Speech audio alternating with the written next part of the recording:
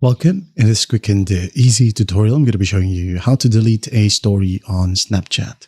Alright, if you find this video helpful, please leave a like and subscribe to the channel for more such tutorials. Now first up, go ahead and open up the Snapchat app. Wait for it to load, and once it loads, you can go ahead and tap on your Bitmoji right here at the very top or at the top left. So just tap on it, and once done, go ahead and find your story or the story section. Scroll down. Here we have our story. You can go ahead and tap on the three dots right here. Save your story for now if you want to. Okay, and this will save your entire story to your memories. Go ahead and tap on save. If you don't want it, we'll skip this step. Now once that's done, finally tap on your story.